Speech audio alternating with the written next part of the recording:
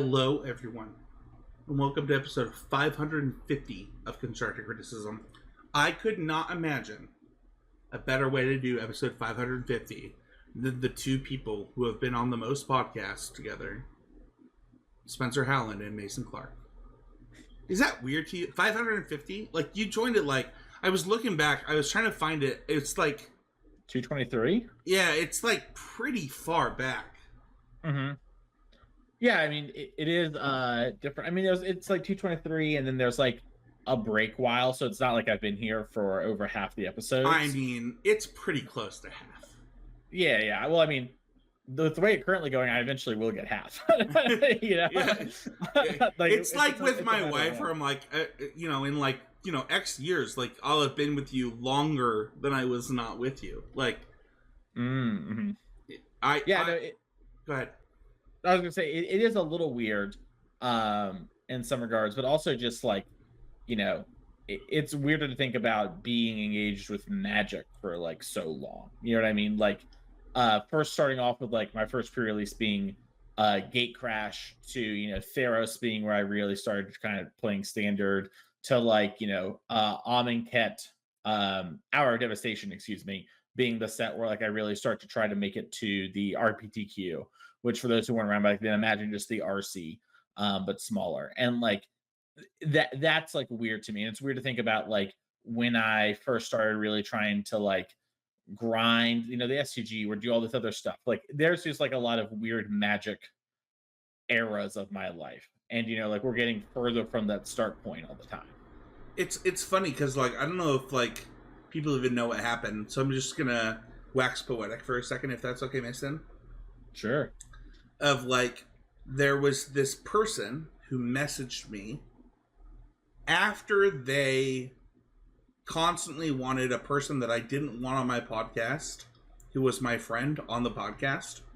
And they're like, hey, like, I know you're trying to do a video podcast. I'll produce it for you. Like, let's just do it.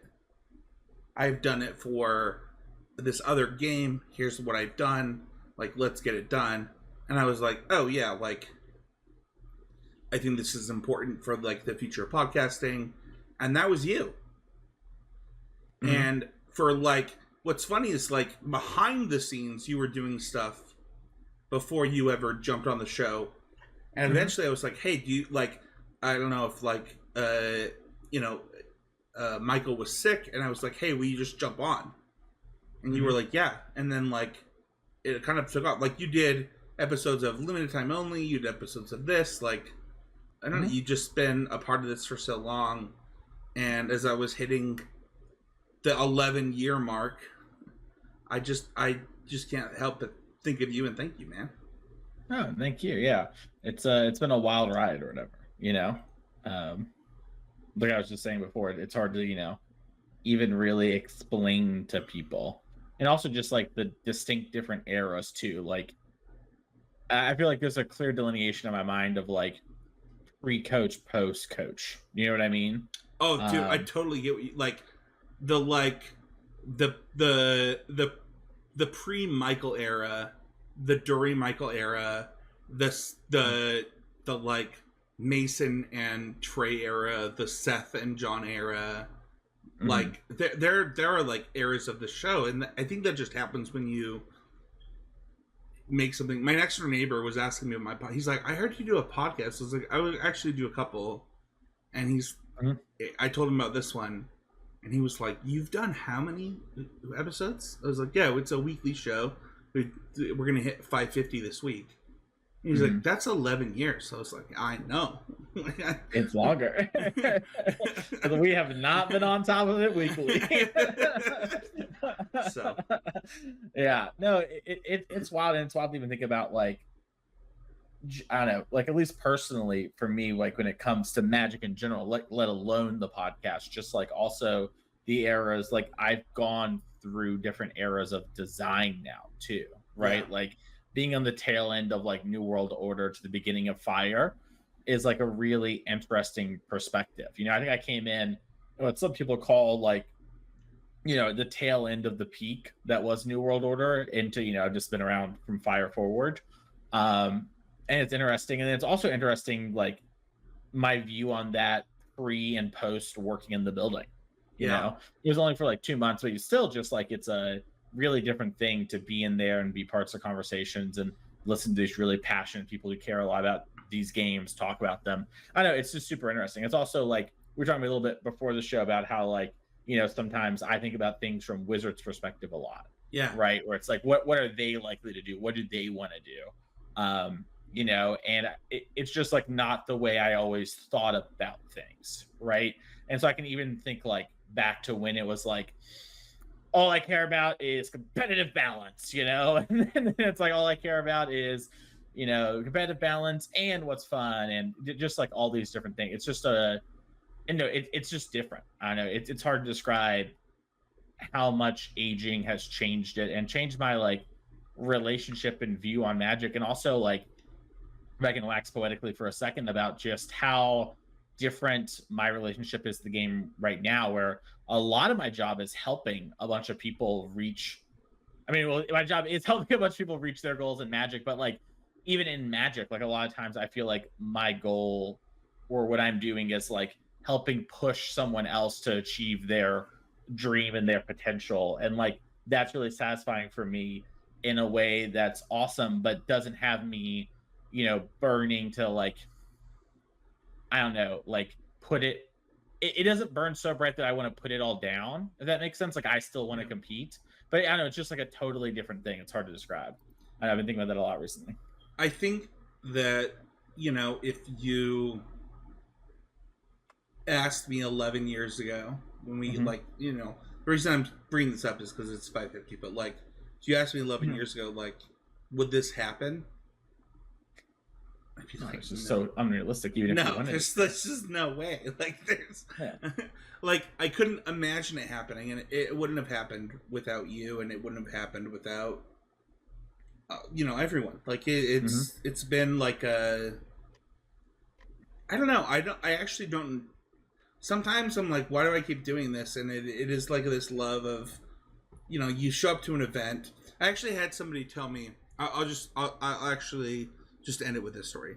I had somebody tell me about coming up to you at a recent RCQ or a recent RC. Sorry. Okay, I was gonna say I haven't had anyone come in a recent RCQ, so and they're like, something awful. They're like,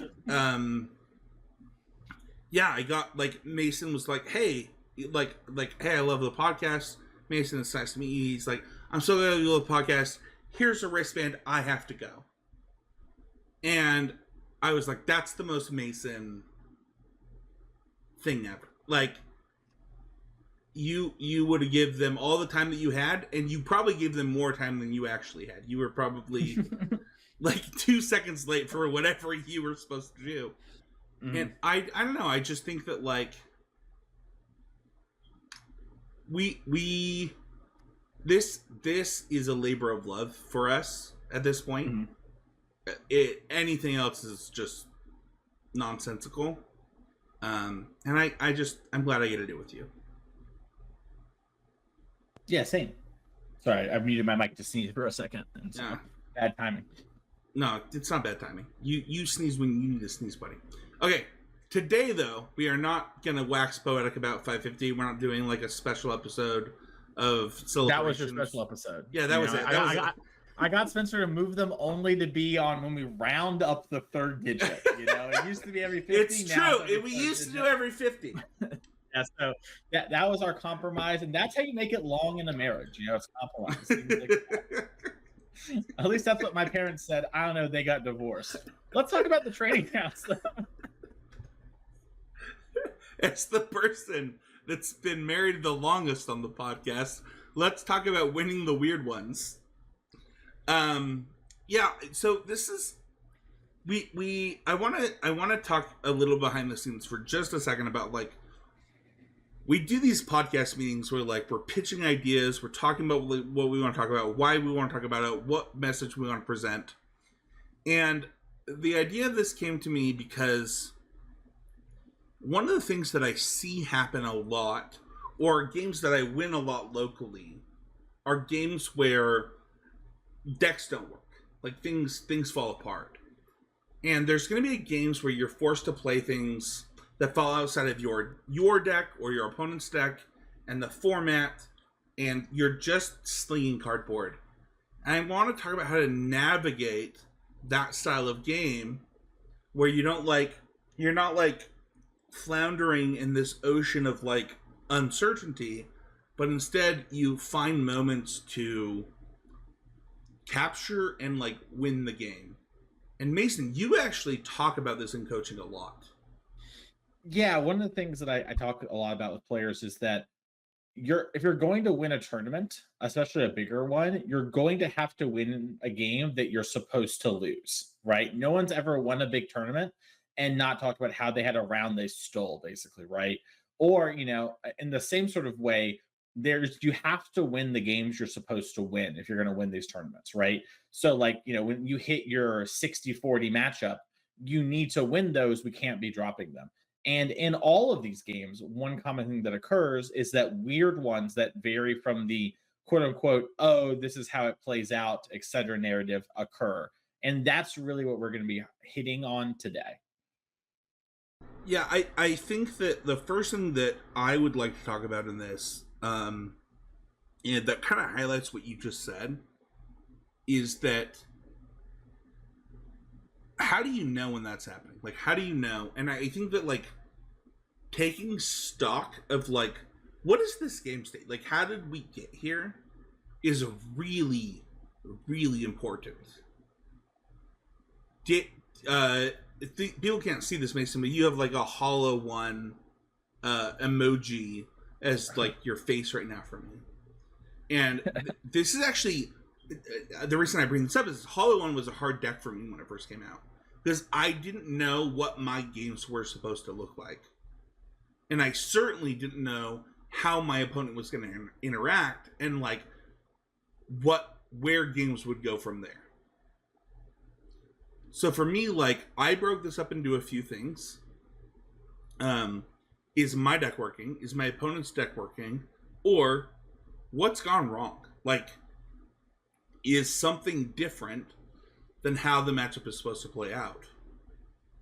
Mm-hmm. Sorry. Oh no, I was going to say, and I think that you talk about this a lot on the podcast, and we'll get into like how you do it, but you've talked a lot about like, is something different or is something out of the norm, and how do I address that? And I think that's like the number one piece to these type of games. Yeah, so like in the vein of what you're talking about, a big thing that I talk about in coaching and just I do in Magic is I try to think about early on from the game and every turn going forward, what does winning the game look like from here for both myself and for my opponent, right? And then from there, I ask myself the question of how should I navigate forward with that piece of information. And when you have that sort of narrative and I should say mindset or structure, finding out when your games are deviating and how to maybe get them, one, back on track for you, or two, how to maybe exploit where your opponent's coming from, this makes that a lot easier. Which is why it's, I think, ties in so directly here into kind of, this idea of like winning the weird ones. And what you're describing of, is my deck working? Is my opponent's deck working? What's gone wrong? If you use that current like framework of thinking through a turn and executing, you will get so much further with those things, because ideally you've kind of been doing a little bit of it turn after turn after turn. So you have a good idea, right? And now you can start to be like, all right, well, normally, this matchup plays out where, if I, go Heartfire Hero into Manifold Mouse and a Monstrous Rage, I can't just keep up. But they had a good exile spell here, and I'm lacking reach, so I need to figure out a way to burst them. So maybe I want to hold this Emberheart Challenger and try and draw Monstrous Rage and kind of attack them when they tap out. That might be like a very quick, bare bones example of what we're talking about here. Yeah, I think that just to expand on that, like, I think about those matchups where like the M redraw is really important in Breach, for example, where it's like, yeah, I'm going to grind you out. That's how I'm going to win this game. And then that doesn't happen. So how do you navigate the Breach wins from there is like kind of my first thing. But what you just said of like, okay, I normally have an aggressive draw, and now my draw is less aggressive. Like, how do we go from there? It's interesting because like there are formats where like this naturally happens. I think like Thoughtseize, for example, or other discard spells, targeted discard spells, will naturally throw off your progression. And in formats where that happens, like you have to be able to do this. You have to be able to say like, I no longer have my start that I wanted to have. Where do I go from here? And I think that's the thing that you got to kind of reconstruct in a lot of ways in these games. Mm-hmm. Yeah, well, I would almost even say it's not like, I think we're maybe doing a bad job of saying it's like, oh no, you're off trail, you got to get back on the trail. It's much more about like what matters in the games and making the games back about those things, right? So like, in the example I gave with like actually let's just use your breach example because it's more clear. It's like, okay, I can't combo anymore, or maybe I can combo, but I lack the pieces right now. Instead of rushing to get there and trying to make sure you do everything like that, you should really ask, what is the game about? A likely example in the world of breaches, the game's going to be about you combo killing them. Your Urza Saga stuff doesn't typically go the distance. It can, but it doesn't normally. And so it's like, okay, it's about playing towards that. And sort of that's what winning looks like. And that's how you get there. But it might also be like, well, actually they're pretty low on life. And maybe if I just can figure out how to, play the card lightning bolt at end of turn and then untap and breach and cast 2 more bolts, I might actually be able to win. That sort of thing is what we should really be thinking a lot about.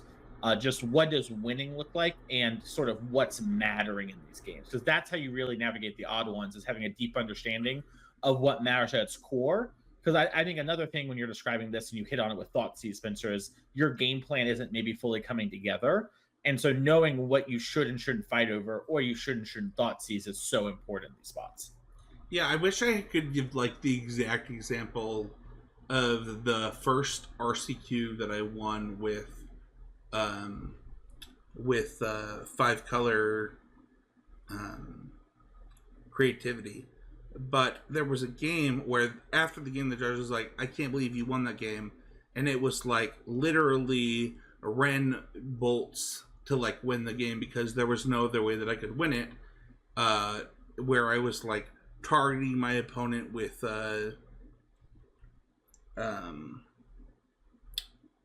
what's the is it command? You're gonna give me crap for this, Mason, but what's the is it command? Prismari command? Prismari command. Like where I was like, it wasn't that. No, it was. It was at this point in that deck's life cycle. It was that. And I just think that like I wouldn't have won that RCQ if I wasn't like, okay, we're at a point where I'm gonna win damage to the face, and every choice I need to make from here is damage to the face. And I think that goes to like understanding your outs. Like this is something we talk about a ton on the podcast. What are your outs from this moment forward? What are the things that help you win the game? And then to your point, what's your plan moving forward? That's the thing that Mason talks about a lot. Like, how do I construct a game that wins?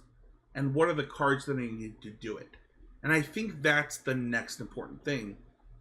Once you've taken stock of that game state, right? Like, once you've talked about, is my deck working? Is it not working? What's working? That's the next question you need to ask yourself. Definitely. And, that's why like that framework that we talked about earlier is so important, is, if you have that, or, you can do the framework however you want. That's the one I advocate for. It's the way that's worked for me, but you might have a different or even better way of doing it. That's great. But having something like that will really help you long term, just be able to sort of do it, one, quickly, and two, more efficiently, right? Because you're not going to be trying to recreate from memory. You're ideally having this constant narrative. And when you've done a bunch of work ahead of time to correctly identify what matters in these games and sort of big picture what's going on, then it's going to be even easier to kind of formulate winning images from here because you're knowing the things you should and shouldn't care about and the things that you need to fight over. Abe talked a lot, not a lot. He messaged us that he couldn't join the show, and he wanted us to talk about that ABC Games Did episode that we did.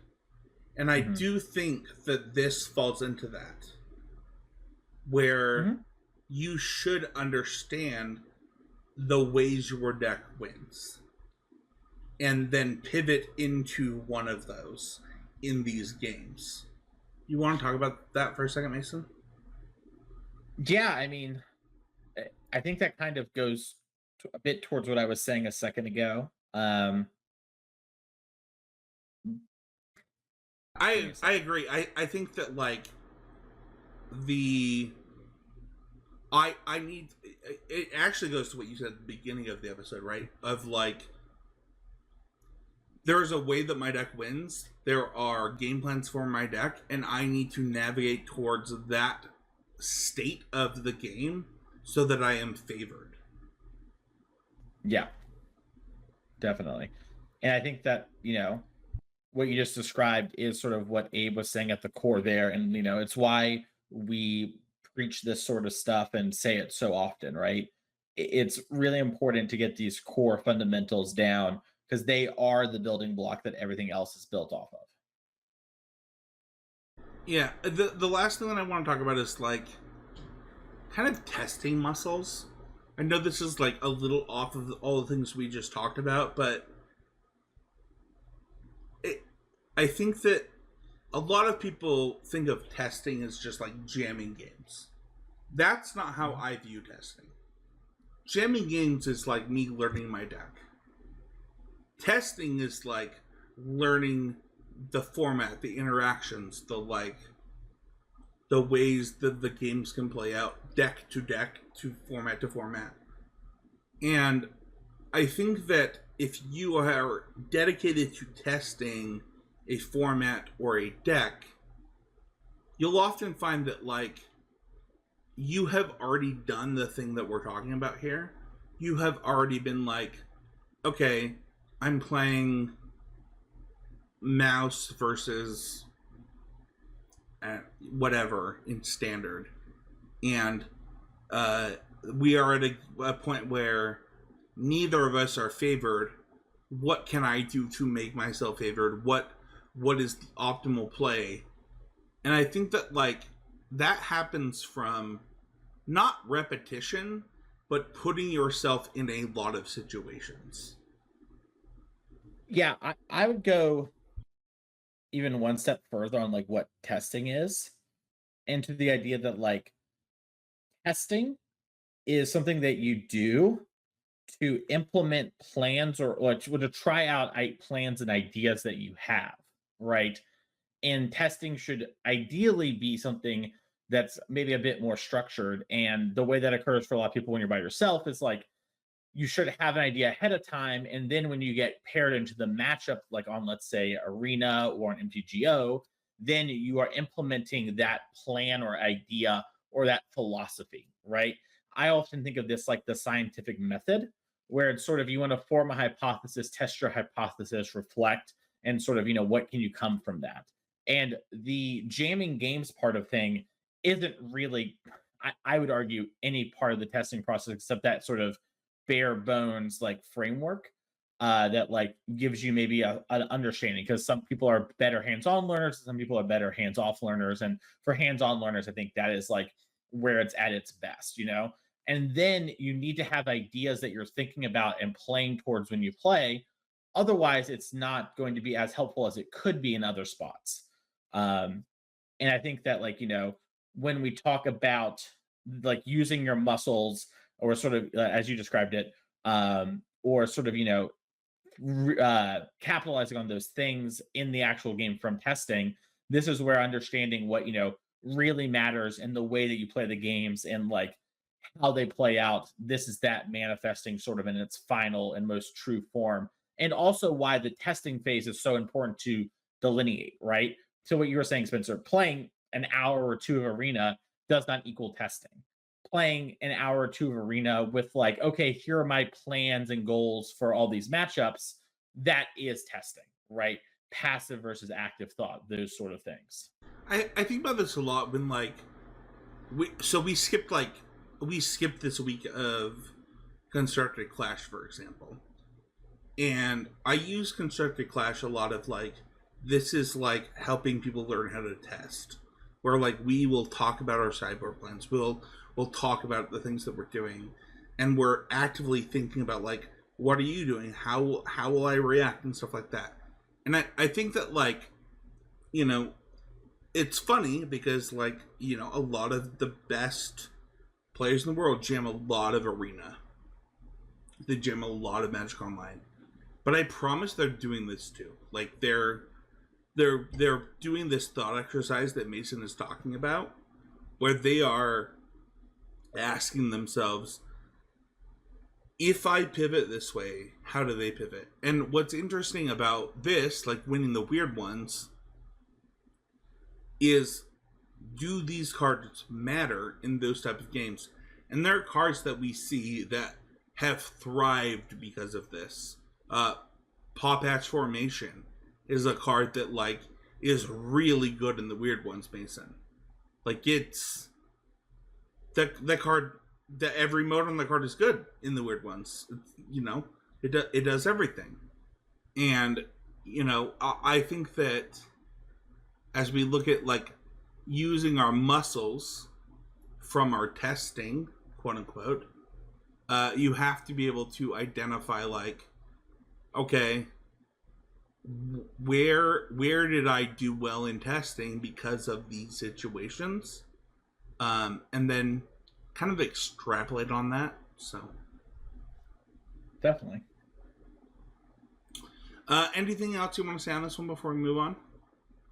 No, no, I just think, at the end of the day, being able to really focus in and figure out how to navigate the games that don't look like the average ones, or maybe things aren't going well for you, is super important. And I hope that you'll really reflect and try and implement this stuff. And note that, like, when you first start doing these things, you might even end up losing more. And that's Yes. a very common thing to have happen. Don't be like, God, I'm so bad. I'm trying to do exactly what they said, and now I'm losing a lot. It's very normal to lose a bit more. And, the reason behind that, really quickly, is, at least for most people, is they're thinking and doing a lot of things they're not normally used to. So they might be sort of overwhelmed or too focused on that and make mistakes elsewhere. It will balance out. And I sometimes even tell clients, like, hey, play a game or two on Arena where your only thing you're trying to do is really focus on what we just talked about, Spencer, right? Yeah. Of those sort of things, of like, what does winning look like? Sort of game planning, thinking about like what your thoughts were and everything, and then have that start integrating into your games more and more. So it's going to happen. It's okay. Do the best you can. I promise, if you do this a lot or something in this vein, you will get a lot of success long term. If you want to have conversations about this type of stuff, you can join Emerson and Ward Zero on the Patreon at patreon.com/ccmpg. You can also ask a question on the Patreon Discord, like Anonymous. I don't know. I feel like we had to change our stuff.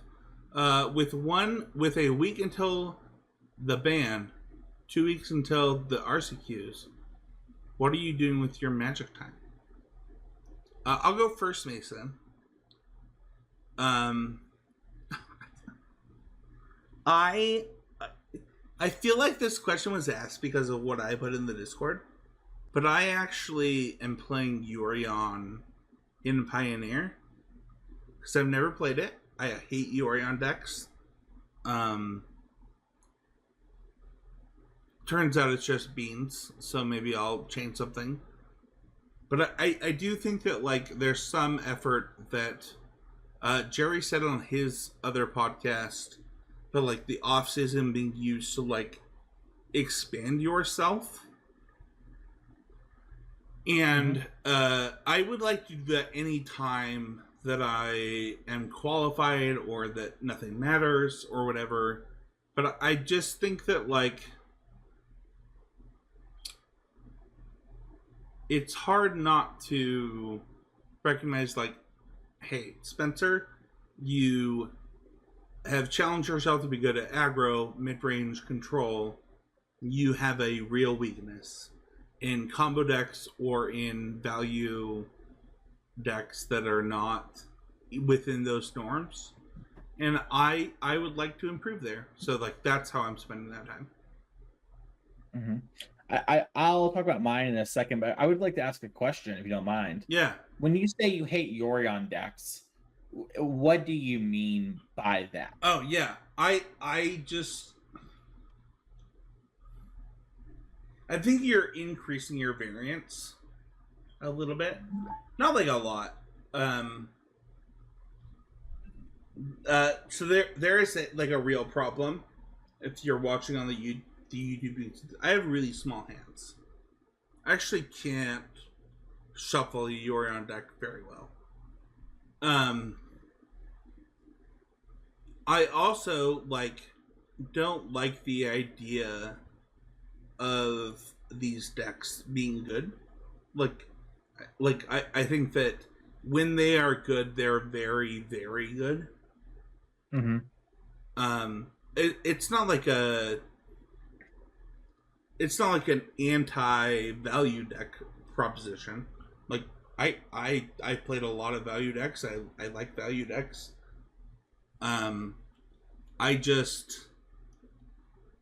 I think that Yorion enables like a weird game plan. Gotcha. Interesting. Yeah, maybe we can talk some more after the show / Patreon only content. I would love to jump into like the why hating Yorion. To be fair, but I won, I think over 75% of my matches today with Yorion. Like I forced myself to play it. Like sure. Yeah, I just think there's this interesting thing that's very different from you and I, and that I think a lot about the play patterns and the experience of the decks, but it doesn't typically stop me. Where I think you experience them a lot more visually. Like you're like, oh, I hate this, or oh, I love this. I do. And for me, I agree. Yeah, and for me, it's like I think I could have even answered your question for you. Like I wasn't really surprised by what you said. Yeah. I just one for the listener, I thought it was kind of important. Two, I also wanted to see if maybe I was off.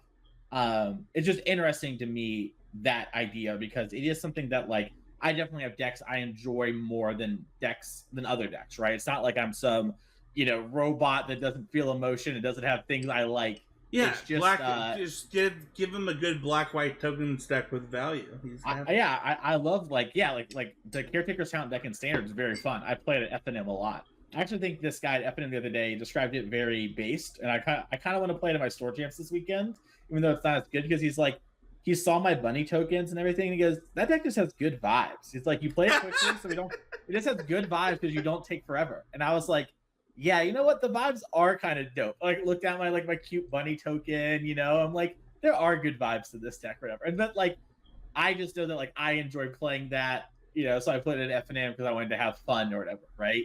But it's just not the way I normally think about things. And like for me, I would often say that, like that's like a tiebreaker moment, right? Like if there are two decks that I want to play in a tournament, I think they're both equally good. I would then pick the one that is better, I would pick the one that's more fun. But if one was better, even by like a little bit, or at least enough that felt meaningful to me, then I would pick the one that is better that I don't like. But we just differ in that way a little bit. I think the question though is between RCQ seasons. No, of course, yeah. Sorry, that was a deviation about like why I asked it. Yeah. Okay. But back to the Patreon question. Sorry, there, anonymous. I stole a little bit of your thunder. I was just a little interested. Those things interest me a lot. So I mean, I've been working on two big things. One is Legacy. I talked on the podcast, I think, or maybe it was during the Patreon only, but I bought the Cephalid breakfast cards. You did say this. Yeah, and so, I mean, I say I bought Cephalid breakfast cards. I brought cephalids and the core. I had everything else, like the actual core thing. It was like $8 of cards. Cheapest Legacy deck. But it's been interesting to do that. And then I've been working a lot on just talking with a friend about their cube and thinking about that sort of stuff of just like structurally like building an environment and what seems fun. And I think that really matters too, because when you're building a cube, you're also laying the framework for decks. I think it matters a little bit for like my game designy stuff a bit more than Magic, but it does like No, I the idea of like actually what do decks look like can in I challenge you construction. there? I Yeah, sure, actually totally. have thought about this a lot the last like since Portland. Um, Hmm. I'm gonna cube more. It's actually like a goal of mine. Hmm. Probably starting in May or June, where Hmm. I will go to cube events more. And uh, I want to talk about it on the constructed podcast because people are going to be like, "You're a constructed podcast. Why are you talking about this?"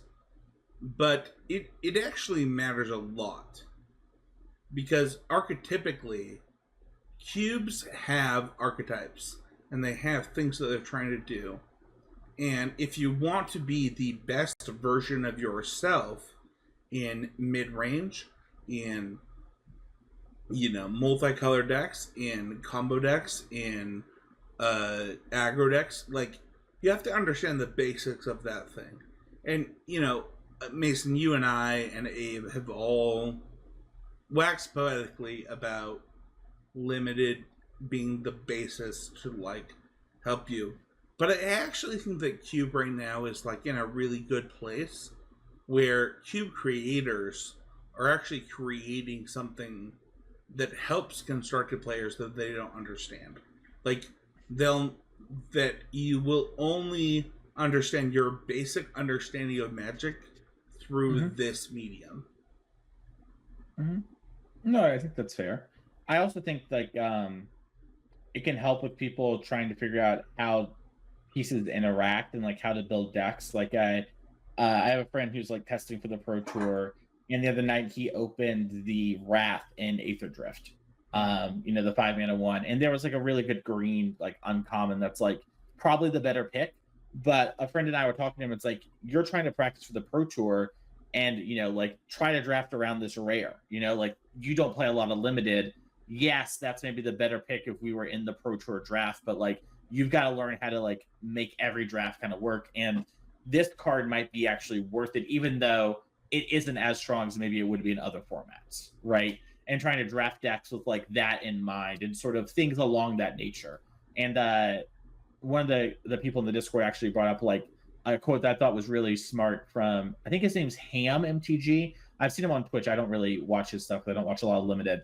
But Ham was talking about part of the reason why he's such a strong limited player, and why he succeeds so much often than other people is that he drafts the packs that are in front of him, and other people draft formats, right? With the idea being that he is, playing the game presented to him and not just leaning on heuristics, which Sure. really speaks to Mister, heuristics or the death of tournaments.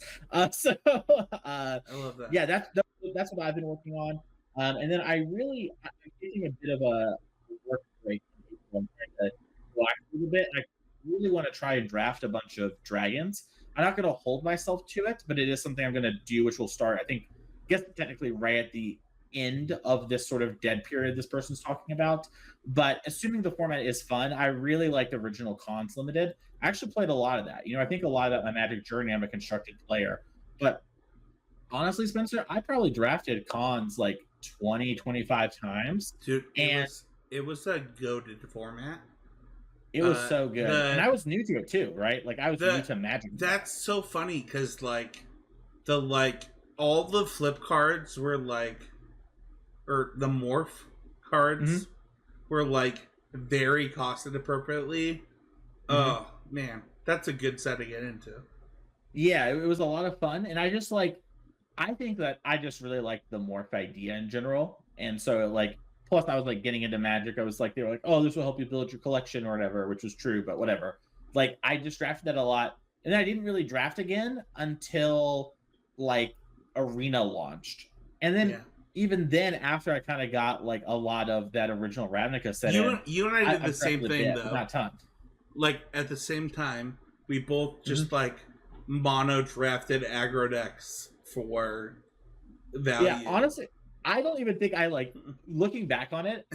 I don't we even feel like I drafted. I just we took the didn't. We Boros just cards like every we were pack. like, that's a one drop, that's a two drop, take that. We just Yeah, both we both ruined ourselves. yeah, it just I wasn't really playing limited, and when it came to combat, yes, but even then, like a lot of times, part of the reason that deck was so good was it like it just ran people over. So I don't know. I feel like I haven't had a lot of limited arcs, and I've tried multiple times, and a lot of times I either just get busy, or I like playing the other formats more, or it feels like homework, and it's hard to like work all day on Magic and then Mason, work more. But it's just can I weird. I don't know. buy you 10 drafts? You can buy me 10 drafts if you want. We'll call it a little birthday gift. That sounds like fun. Your Like, birthday's like in it happened weeks ago. no. March Oh, 9th. I did. I wish to have birthday. No, dude. Yeah. I'll buy you. I'll buy you some drafts. Message me. Let's do All it. right. All right. Sounds good. I'll do it. I'll report back on the show. But yeah, I don't know. I want to work on those things some more too, because I know it matters. But I really agree with sort of, you talked about it, mentioning the thing and what Jerry said. Like, I think off times in general are great times to Yeah. work on areas you're weak in, or just like focus on any one aspect of Magic and try and improve. And I would argue that like any amount of time that you have that's free with like that sort of thing, and you want to put it towards Magic, that's a great time to work on a skill a little bit, and do something like that. So it's not a race to the finish line. You don't have to get it done right away. You can take your time and go on your own journey. But I don't know, long Patreon question moment here. That's okay. Housekeeping sponsors untap.gg. I love this feature. I turned it off. I think I said this a few weeks ago. Like, I turned it off to like try to play without it, and it challenged me. Like, I think that like it is such a unique feature for the deck tracker for what it does. If you have the limited stuff, it's like extra special. And then Mana Traders is something I use all the time. The code is CCMTG1, capitalized this month. It's amazing. And then the swag store. If you got a chance, go check it out. It's amazing. I want to talk about always improving, though. I'm going to be pretty short for something that I had a lot to say about. But we're in the off season. I had a low pressure situation, and I wanted to take a moment to like just self reflect. And I think that we don't do this enough as Magic players. I self reflected on like kind of 3 points. What are my goals in Magic? What are my goals as a father, husband, like human? What are my goals at work? And I have a lot written down in the show notes that I'm not going to talk about, but like, I just think that we don't take enough moments to go back. What are we about? What are we doing? Why are we doing it? And last night was like a really good example where my daughter couldn't fall asleep. And I just laid with her till she fell asleep. I looked at Magic cards, looked at spoilers. There was like a really good moment for her to be next to me so that she was comfortable, where I could learn the new set. And I think that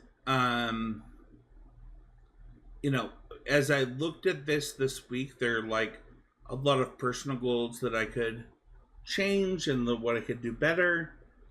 But what I learned is like optimization of time towards the goals that matter is what's important. And I know this sounds weird and it's kind of like nebulous to me, but I encourage you to do a self check-in. Like, Mason, you talk about this a lot on the show, but like, you have to know what matters to you. You have to know what your time is, because if you don't, then you're wasting it. Like, it just doesn't matter anymore. So yeah, totally. I mean, your goals and your things are going to shift. You're going to change. Your surroundings and environment's going to change, and it's so important to take a minute and just realign yourself every now and again, or also maybe not even realign, but just check in, right? And be like, where am I at? What am I doing? And am I happy with those things? And not saying things have to be perfect. I think it makes total sense to kind of, get through the hard times a little bit, but just understand where we're at is super big. What about you? Yeah, I mean, my always improving moment comes in kind of a weird way. I mentioned a little bit earlier on the show, and it's something I'm about to be doing. I haven't really done yet, but I just have been going so hard for such a long time and like not really slowing down. And so I forced myself to just take some time off work and kind of take a sabbatical. And so, I am working very, very, very, very, very little, to the point of like, I can list it all in like a half sentence what I'm going to be doing over this Friday through 3 weeks from now, excuse me. I'm taking off all that time, and you'll see me do some commentary near the very end of it for Honorog if things end up going the way that they're supposed to. And that's about it. And it was like I was getting burnt out, and it was coming in a lot of weird ways. And I've been lucky enough and fortunate enough that I can afford to take 3 weeks off or whatever, and sort of just take it to myself and actually just not do something. A lot of times over the last, couple years when I'm taking time off, it's been to do something, that's like go see somebody or go do a thing when they're coming here, or go do a shuffle up and play and hang out in Portland for it. You know what I mean? Like it's always been a thing plus a work thing, or like a huge thing plus that. And I'm just taking time off. In fact, originally I was going to go to the Apex this weekend, but the plans changed and now I'm not. And in some ways, it's kind of like great towards that sort of thing of like, yeah, you know what? I'm just going to chill. I'm going to stay home. I'm going to read some manga, play some League of Legends. I'm going to get my store championship on Saturday. I'm going to play my cute bunnies. And I'm going to come home, walk for an hour at the gym, and then just watch a good TV show or catch up on like this thing I've been wanting to do, and like just all that sort of stuff. It's just going to be a good couple of weeks. So my always improving moment is kind of forcing myself, because I have a really, really bad habit to just work a lot. And I'm going to have to stay diligent, I think, over the next 3 weeks, that I don't accidentally turn this into like, Mason's, burns the midnight oil working a whole ton, like on other things that aren't quote unquote work. Do you want to watch Vigilantes together? We can watch Vigilantes. I've read part of it now. Oh, you've already read it. Well, I haven't read all of it. I've just read part of it because Do you want to watch the premiere together? I'll watch it with you. Yeah, we can watch it. I'll watch the premiere. I'm down. Okay. That's like 2 Let's weeks do ago, it. right? Let's do it. Yeah. By the way, I think it's April 4th or something, but I think that sounds right. Yeah. There's a lot of good shows and like media coming out all like on April 8th through the 13th.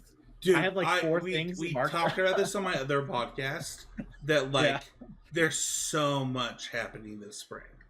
Yeah, I'm a low key so excited because like two of my favorite shows are coming. Like Black Mirror is a show I absolutely love, and like that's gonna be one of the days. And so like I know on that day I'm gonna like go to gym. Do they do the whole show? Mirror. Well, I probably won't watch the whole show, but I'm gonna be like, but it's Netflix, so they do the whole season. Yeah, they'll do the whole they'll do the whole season, and then I'll just watch it as much as I want to, and like maybe as much as I want to is 1 or 2 episodes, and like we talked about last week, the idea of like partaking in media slowly, right? But it's just that it'll be nice that it's like, oh, I just get to do this and sort of enjoy it, in the same way that like, I'm excited to catch up on some things that I've fallen behind on that I like really like, but I've been working a lot. Like the show Daredevil, like I really like that show. I'm like a week behind, and they're releasing 2 episodes as we're recording right now. I'm like, I'm already behind. Stop releasing episodes. So, Patty was. I recorded with Patty yesterday, or 2 days ago, and he was like, "It's crazy how they do this," and it's. I think that what's funny is like I'm gonna wrap this up, and we're gonna go, but like. Adrian asks us like, "How do you touch grass? Like, what does that mean?" In our Patreon Discord, and I just encourage you to like do something else. Like, don't just make magic your thing. Well, I'll just say this really quick. It happened literally 2.5 hours ago. I had a coaching session with someone who's a very strong magic player who can very easily is a strong word. They can make the mocks or whatever, and that's like their goal. Yeah. And we were talking with them about like, how am I going to hold myself accountable? I really want to like get a schedule, work on this, whatever. And I was like, all right, well, how many hours a week can you dedicate to magic like fully? And we like came up with a plan of everything. And I was like, all right. And no matter what, we're going to take like 4 hours a week for like big chill. You know what I mean? Like it can be you, like whatever that is, like that's fine. Just do not have like this extra 4 hours that are uncarved out of your week. And we were talking specifically the work week for what it's worth, right? Like Monday through Friday, you know, weekends, do whatever you want, play tournaments. But it was like during that time, like make sure that you leave some time to, you know, like just read a book or watch TV or this is why I text you today, Mason, where I was like, oh, how am I supposed to credit my lunch hours? I just think that like you're a human, like be a human. Yeah, that's important. Me, what I do during that time, I practice my Moo Jungle, but you know that's a different podcast, a different day. You know. Shout out to Abe. We're sorry we missed you today. We love you, buddy. You can join the conversation via the Patreon Discord, the public Discord, the YouTube comments, and Twitter at CCMTG. You can like, comment, sub, review. Mason, if people want to find you for coaching, if they want to just find you in general, where can they do that? They can find me on Twitter at Mason E. Clark, where you can email me if it's the coaching thing, masoneclark@gmail.com. Just put coaching in the description. This isn't the end. Like I said, it's just like a sabbatical or whatever. I'm just taking 3 weeks off. I will be kicking things off the 21st. So if you want to reach out and, you know, get it going then we'll get it going then. And you can find me at twitch.tv/TheMasonClark. And that's most of it these days. Spencer, what about you? Well, I'm going to give, you can find Abe everywhere at More Nothings. He's mostly a Blue Sky user. But I think that he even has More Nothings at gmail.com for coaching. He is looking for people. So shout out to him. I'm doing stuff. So, you can find me at Spencer13H everywhere. You can find me at He's a Game on Twitter. And then you can find me every week, as long as I can do it, at Neat to Nerd Podcast. I honestly, man, like, know that we started the podcast with this, but like, Mason, I love you. I'm so glad that I've gotten to do this with you for, is it 7 years, 8 years now? Yeah, I don't know. I guess I can look at like it's gotta be at least 8. When did I said it earlier, it's not Amonkhet, it's what's the second Amonkhet set? It's the Hour of Devastation. Yeah, when did Hour of Devastation come out? I love you so much. 2017, and then that's 8 years. That's 8 years, yeah. I was gonna say July 14th, 2017 is it'll be you and I have been buddies for 8 years this year, and I just thank you. I appreciate it. It's been fun. And if you here's the 2 more. Thank you, everybody. We'll see you all next week with another episode of